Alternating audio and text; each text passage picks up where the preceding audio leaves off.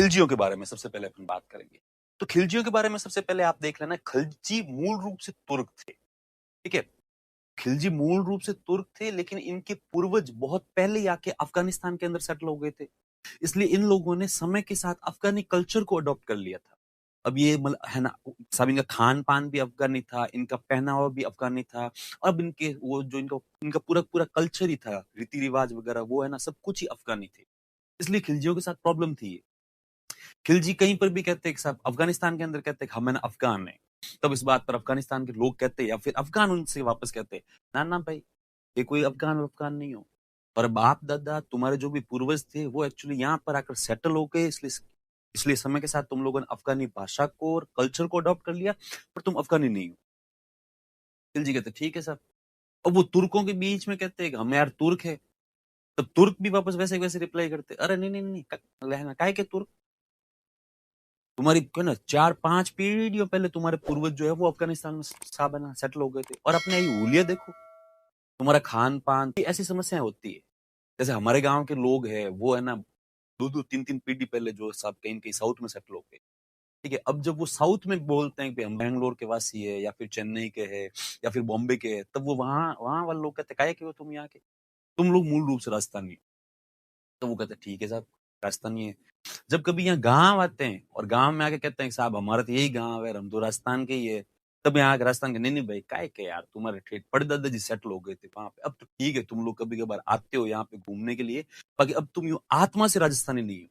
तो ये ऐसी समस्याएँ होती है लोगों को, तो ये इनके खिलजियों को भी इस प्रकार की समस्या थी। तो खिलजी मूलतः तुर्क थे, लेकिन इनके पूर्वज अफ़गानिस्तान में आकर बस गए थे और इन्होंने अफ़गानी रीति-रिवाज व संस्कृति को अपना लिया था। ठीक है? लेकिन खिलजी इस बात से साबना राजी थे। तो खिलजी वंश की स्थापना को खिलजी क्रांति कहते हैं। खिलजी वंश की स्थापना को खिलजी क्रांति। तो ये तो ख़ैर देखो समस्या होती है। मुझे जयपुर के अंदर रहते हुए कोई ज़्यादा साल हुए नहीं है। तो ये है ना 12-15 साल हो गए हैं। बस इतना ही टाइम हुआ है। लेकिन अभी भी गाँव गाँव वाले मेरे को यही कहते हैं, अब तो यार तुम है ना जयपुर वासी हो। मैं कहता नहीं ऐसा कुछ नहीं है, तो मूल रूप यही गाँव के। कह रहे नहीं क्या है अब तुम लोग है ना जयपुर वासी हो। यहाँ पे कहें कि हम यार जयपुरवासी है, जयपुरवासी वाले कहते हैं, "काहे के जयपुरवासी हो?" मेरे जो दोस्त है वो सारे के सारे मेरे को कहते हैं, "तुम एक्चुअली मूल रूप से पश्चिमी राजस्थान के हो। इसलिए अब भी तुम ये थोड़ा बहुत भी राजी होते हो ना, फटाक से अपने पश्चिमी राजस्थान वाली वो जो वो लैंग्वेज है ना, वही बोलते हो।" मैं हाँ, बात तो सही है यार। एक अच्छा रिप्लाई तो उसी में आता है। तो खिलजी वंश की स्थापना को जो है वो खिलजी क्रांति कहते हैं। क्यों कहते हैं खिलजी क्रांति? इससे पहले भी तो यहाँ पे गुलाम वंश की स्थापना हुई थी। लेकिन अब खिलजी वंश की स्थापना खिलजी क्रांति। इसके पीछे कुछ कारण है। इसे केवल आपको सुनना है एक बार। एक जो खिलजी क्रांति इसलिए कहते हैं कि एक तो इससे तुर्क की श्रेष्ठता की जो मनोग्रंथि थी, उसके ऊपर बहुत ही गहरा आघात लगा। इसका तात्पर्य ये है कि ये जो गुलाम वंश के अंदर जितने भी शासक थे, ये है ना तुर्कों को श्रेष्ठ मानते थे। ये यूँ मानते थे मुसलमानों में भी तुर्क श्रेष्ठ है। हालाँकि अरब अपने आप को सुपीरियर मानते थे। लेकिन अब साहब अरब तो यहाँ पे थे नहीं, अब यहाँ पे तुर्क थे।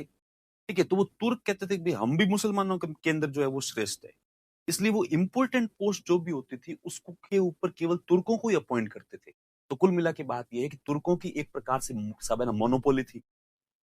जबकि ये तुर्क इनको अफ़गान मानते थे। ये जैसे ही सत्ता में आए खिलजी, तो खिलजी उनका भई देखो तुम लोगों को जो भी मानना है वही लेना मान लो। तुर्क मानना है तुर्क मानो और अफ़गान मानना है तो अफ़गान मानो।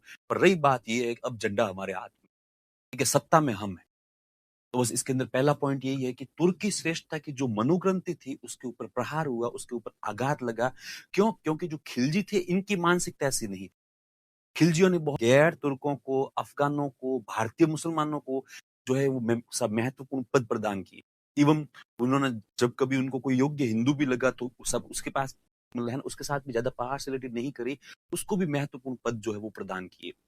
तो इस समय एक ऐसा वो जो है ना सब मौका आ गया था कि योग्यता को देखते थे, ना कि श्रेष्ठता को।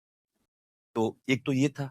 सेकंड नंबर कारण ये है कि इनके समय सांस्कृतिक योगदान अच्छा हुआ। अपन जब बाद में है ना पढ़ेंगे, आप लोगों के कुछ के दिमाग में आया भी होगा कि सब गुलाम वंश पूरा हो गया, लेकिन इन्होंने गुलाम वंश की कुछ इमारतें, आप में से कुछ लोगों को जिनकी हिस्ट्री पढ़ी हुई उनके तब आया होगा। ये जो अलई मीनार और अलई दरवाजा इसके बारे में बताया ही नहीं। तो वो अपन सब पढ़ेंगे लेकिन बाद में। तो जब अपन इनका सांस्कृतिक योगदान पढ़ेंगे तब अपन देखेंगे कि खिलजियों का सांस्कृतिक योगदान अच्छा था। ठीक है? जबकि इससे पहले दास वंश या गुलाम वंश का इतना अच्छा नहीं था। उसके बाद में भी जो महत्वपूर्ण सब महत्वपूर्ण इमारतें बनी, किले बने, लेकिन वो भी इतने अच्छे नहीं है जितने खिलजी काल में सब है ना बने थे, जिनका निर्माण अलाउद्दीन खिलजी ने करवाया था। इसलिए अपन कहते हैं सांस्कृतिक योगदान। तीसरा पॉइंट है, इन्होंने साम्राज्यवादी नीति को अपनाया। इससे पहले गुलाम वंश के लोगों ने भी साम्राज्यवादी नीति को अपनाने का प्रयास किया, लेकिन इतने सब है ना वो जो इतने सफल हुए नहीं जितना सफल अलाउद्दीन खिलजी हुए। तो ये ऐसे 3-4 कारण है, इस कारण से अपन कहते हैं कि सब ये जो है वो खिलजी क्रांति थी। इससे अपन देखेंगे, इससे तुर्क श्रेष्ठता की मनोवृत्ति को आघात लगा। खिलजी शासकों ने साम्राज्यवादी नीति को अपनाया, ठीक है। खिलजी शासकों ने धर्म को राजनीति से पृथक किया और सांस्कृतिक योगदान, कल्चरल कंट्रीब्यूशन। जैसा कि मैंने कहा, एक बार आपको केवल इनको केवल सुनना है, ज्यादा ऐसे लाइन टू लाइन याद रखने की आवश्यकता नहीं है।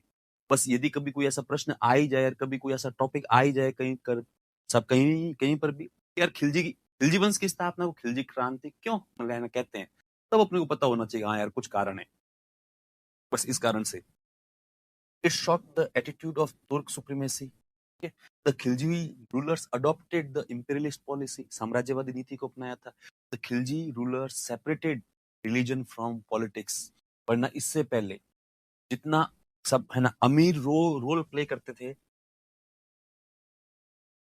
इतना कितना रोल प्ले करते थे उलेमा।